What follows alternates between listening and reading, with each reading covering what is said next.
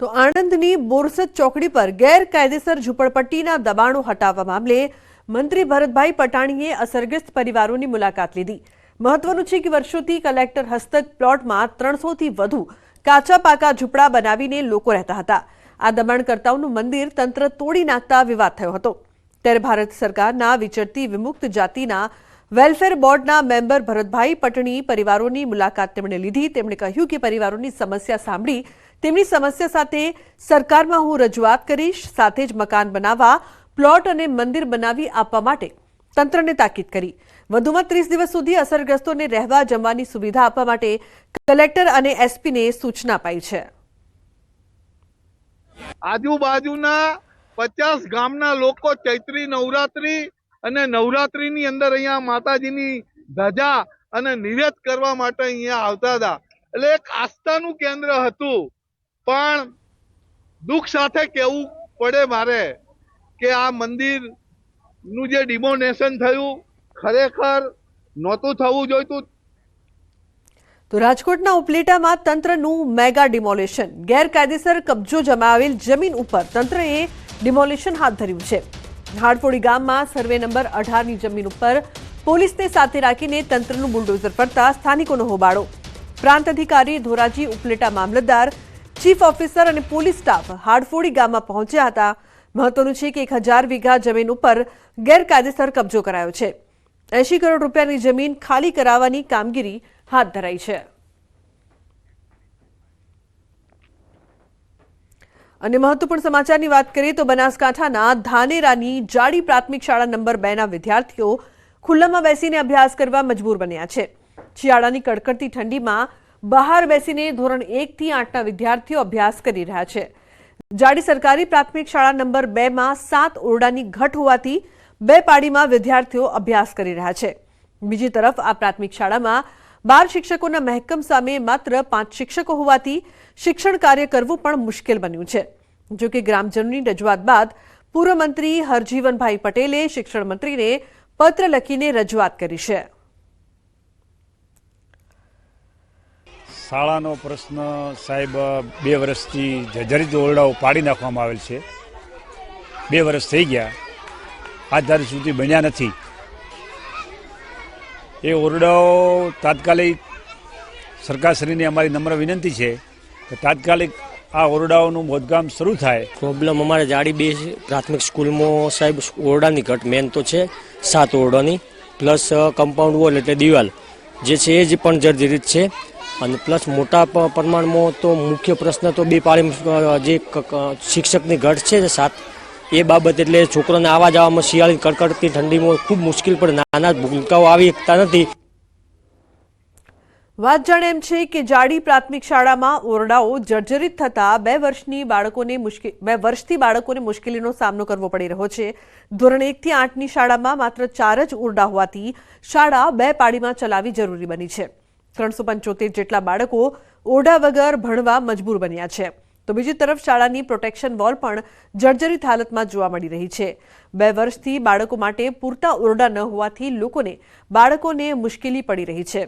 જાડી પ્રાથમિક શાળામાં 7 ઓરડા અને 7 કાયમી શિક્ષકોની ઘટની શિક્ષણ મંત્રીને પણ રજૂઆત કરાઈ છે। ત્યારે વહેલી તકે સમસ્યાનું નિરાકરણ થાય તેવી ગ્રામજનોની માંગ ઉઠી છે। શાળાના રૂમ જર્જરિત થાય એટલે ડેમેજ કરી નાખવામાં આવે છે અને હજી 2 વર્ષ ઉપર થઈ ગયા છે, હજી સુધી શાળા અમારે બની નથી। અને આ શાળાની અંદર 374 અત્યારે હાલ સંખ્યા છે અને 2 પાળીમાં મંજૂરી આપેલી છે બેનશ્રીએ, એટલે અમારે શાળા 2 પાળીમાં ચાલે છે। તો સાંગળી જઈને આપણા પ્રાથમિક શાળા જે સંભાળે છે કુબેરપી ડિંડોર, એમની પાસે જઈને લેટર એમને પ્રત્યક્ષ આપ્યો કે સાહેબ આ ઓરડા મંજૂર કરવાના કોઈ પણ હિસાબે છે। તેમણે કહ્યું કે બનાસકાંઠા જિલ્લામાં લગભગ મેં 2700 જેટલા ઓરડા મંજૂર કર્યા છે, એ પૈકી તમારે જાડી ગામના પણ 8 ઓરડા મંજૂર કરવા માટે પ્રયત્ન કરીને ઝડપી કામ થાય એવી હું સૂચના આપી દઈશ। તો ભાવનગર મનપાએ પશ્ચિમ વિસ્તારમાંથી પસાર થતી ગઢેચી નદીના શુદ્ધિકરણ પ્રોજેક્ટ હાથ ધર્યો છે। પ્રોજેક્ટ અંતર્ગત અમૃત 2 યોજના હેઠળ 70 કરોડના ખર્ચે ગઢેચી નદીનું શુદ્ધિકરણ થશે અને અડચણરૂપ દબાણ હટાવાશે, જેને લઈને મનપાએ 800થી વધુ દબાણકર્તાઓને નોટિસ આપી છે। 7 દિવસમાં દબાણ દૂર કરવાની નોટિસ મળતા ગરીબ પરિવારો ચિંતામાં મુકાઈ ગયા છે. અમે જોતું તો એટલું આપી દીધું છે એને, અને હવે અમારે ક્યાં જાવ? અત્યારે બધું પાડવાનું કે છે. અમે મજૂર માણસ છીએ, અમારા નાના નાના છોકરા છે, અમારે ત્યાં ધંધા પાણી છે નહીં. અમને 50,000 કેસે અગાડી આપો તો મકાન આપી, અને કોઈ ભાડે નથી આપતા. લોન લઈને અમે મકાન બનાવ્યા છે. 4-5 મહિના પહેલા ડિમોલેશન આવ્યું હતું ત્યારે અમે 20 ફૂટ જગ્યા આપી દીધી હતી એમને. તો હવે શું કામ અમને હેરાન કરે છે? અમે નાના બચ્ચા વાળા છે, ટકનું લાવીને ટકનું ખાવા વાળા છે. સખી મંડળમાંથી લોન ઉપાડીને અમે મકાન બનાવ્યા છે. હવે એ લોકો એમ કે છે કે અમે નોટિસો આપી, ડિમોલેશન આવ્યું તમને પાડી દઈએ. અમે પાડી દેવા, જગ્યા દેવા તૈયાર છે, પણ આમાં અમને મકાન દે, જમીન દે, 100 વારનો પ્લોટ દે કે આવાસ યોજનામાં મકાન દે, તો અમે એ લોકોને ખાલી કરવા તૈયાર છીએ.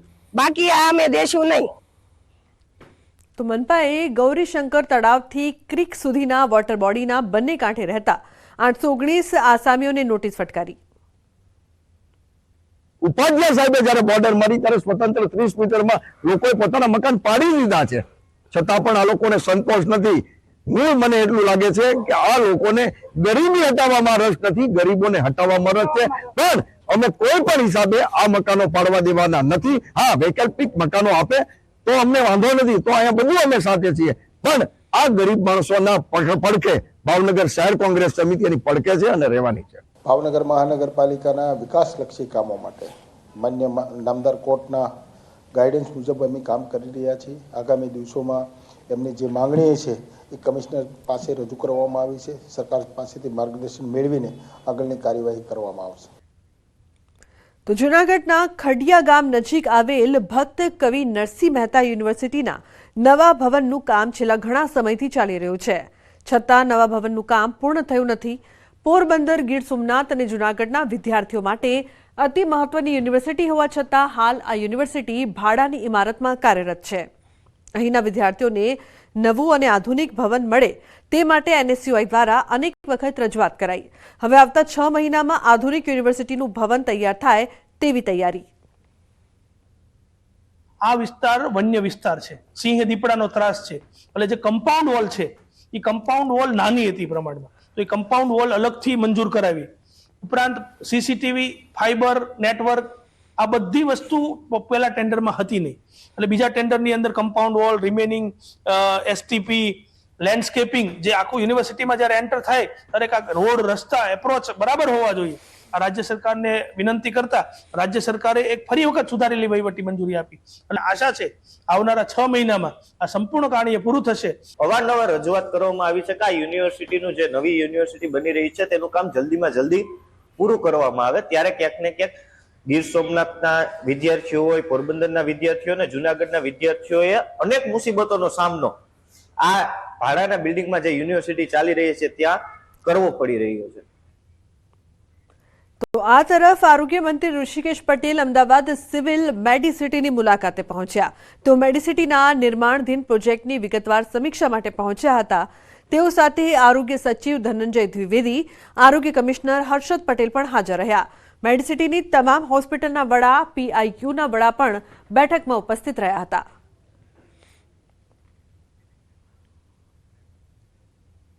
તો સૌરાષ્ટ્રની પ્રસિદ્ધ જગ્યા સત્તાધાર અને મહંત વિજય બાપુના વિવાદ મામલે આજે અમરેલી જિલ્લાના રાજુલા પંથકમાં સમસ્ત વાટલિયા પ્રજાપતિ સમાજ અને અન્ય જ્ઞાતિઓ સાથે મળી સત્તાધાર ધામને બદનામ કરતા લોકો સામે આવેદનપત્ર આપીને રોષ વ્યક્ત કર્યો હતો અને કાર્યવાહી કરવાની માંગ કરી હતી. રાજુલા માર્કેટિંગ યાર્ડથી પ્રાંત કચેરી સુધી બાઇક રેલી યોજી આવેદનપત્ર આપી કડક કાર્યવાહી કરવાની માંગ કરી હતી. આગામી દિવસોમાં કડક કાર્યવાહી કરવામાં નહીં આવે તો મહિલાઓ પણ આ બાબતે વિરોધ કરશે. જ્યાં અમુક તત્વોએ અમારા જે મહંત છે એના વિશે આક્ષેપોને એવું કર્યું છે, અમારી લાગણીનું ધર્મસ્થાન છે. આપ સાહેબને અમે એક અરજી રૂપી આવેદન આપીએ છીએ કે એમાં આપ સાહેબથી અમને મદદ જે થતી હોય એ રીતે ઉપર લેવલે કરી અને અમને મદદ કરે. આવા પવિત્ર જગ્યા ઉપર ખોટા આક્ષેપ કરી અને અમારા આસ્થાનું કેન્દ્ર એવા વિજય બાપુ ઉપર ખોટા આક્ષેપો કરી અને જગ્યાને બદનામ કરવાનું જે પસ્તંત્ર થઈ રહ્યું છે. આજના સમયમાં સનાતન ધર્મ ઉપર આવા ઘા થઈ રહ્યા છે. એક પછી એક જગ્યાઓ અને સંતો ઉપર ખોટા આક્ષેપો કરી અને સનાતન ધર્મને બદનામ કરવાનું એક મોટું પરતંત્ર રચાઈ રહ્યું હોય એવું અમને લાગે છે. તો સુરતમાં ડાયમંડ ઉદ્યોગમાં આવેલી મંદીના કારણે 14 જેટલા પરિવારના બાળકોએ શાળા છોડી. આ વાત સુરત ડાયમંડ વર્કર યુનિયનના ધ્યાને આવતા મુખ્યમંત્રીને પત્ર લખીને વાત જણાવી. ગુજરાતના સીએમ ભૂપેન્દ્ર પટેલ દ્વારા કેબિનેટ મંત્રીઓ સાથે આ બાબતે ચર્ચા કરી ડાયમંડ ઉદ્યોગને ધમધમતો કેમ કરવો તેને લઈને એક્શન પ્લાન શરૂ કરવામાં આવ્યો છે. ડાયમંડ ઉદ્યોગની મંદી, કલાકારોના આપઘાત સાથે તેમની સ્થિતિને લઈને સરકાર કેવી રીતે મદદ કરે તે મુદ્દાઓ પર ચર્ચા સાથે રિપોર્ટ મંગાવવામાં આવ્યો છે. આ ઉપરાંત સુરતની એક જ શાળામાંથી 14 જેટલા બાળકોના પરિવારે એલસી કઢાવી લેતા સરકારે ચિંતા વ્યક્ત કરી. મંદી ચોક્કસપણે છે. હું આજે જ સવારે એક સ્કૂલમાં ગયો હતો. સ્કૂલમાંથી ખાલી 1 મહિનામાં 18 લોકોએ આ જે સલટીઓ છે એ કાઢીને ગામડે પહોંચાડ્યા. આમાંથી 2-3 ખાલી સુરતમાં એરિયો ચેન્જ કર્યો છે. કારણ કે એક એરિયાની અંદર તમે જાઓ તો ત્યાં ભાડું 5000 હોય તો બીજા એરિયામાં ત્યાં ભાડું 3000 હોય. એટલે આ ખાલી એક જ વિદ્યાર્થી, 1-2 વિદ્યાર્થી એવા છે જેને એરિયો ચેન્જ કર્યો. બાકી બધા જ સૌરાષ્ટ્ર તરફ કૂચ કરી છે. સરકારે પોઝિટિવ રિસ્પોન્સ માટે આ મુવમેન્ટ ચાલુ થઈ છે. રત્ન કલાકારો માટે ટૂંક સમયમાં સારા સમાચાર આવે એવી સરકાર પાસે અમે આશા રાખીએ છીએ. સુરત જિલ્લામાં લૂંટારૂ બેફામ. બારડોલી કેનાલ રોડ પર લૂંટની ઘટના બની છે. 3.5 લાખની લૂંટને આપ્યો છે અંજામ. રૂપિયા ભરેલી બેગ આંચકીને લૂંટારૂ ફરાર. બાઇક પર આવતા ચોકલેટની હોલસેલની દુકાનના માણસોને આંતરીને ચલાવાઈ છે લૂંટ. વાપીથી પૈસા લઈ બારડોલી આવતા ડિલિવરી બોયને આંતરીને ચલાવાઈ લૂંટ. પોલીસ દ્વારા લૂંટારુઓની શોધખોળ શરૂ કરાઈ. મહત્વનું છે કે બારડોલી કેનાલ રોડ પર લૂંટની આ સમગ્ર ઘટના બાદ પોલીસ દ્વારા તપાસનો ધમધમાટ ચલાવી લેવામાં આવ્યો છે. સુરત જિલ્લામાં લૂંટારુઓ સતત બેફામ બની રહ્યા છે. 3.5 લાખની લૂંટને અંજામ આપ્યો.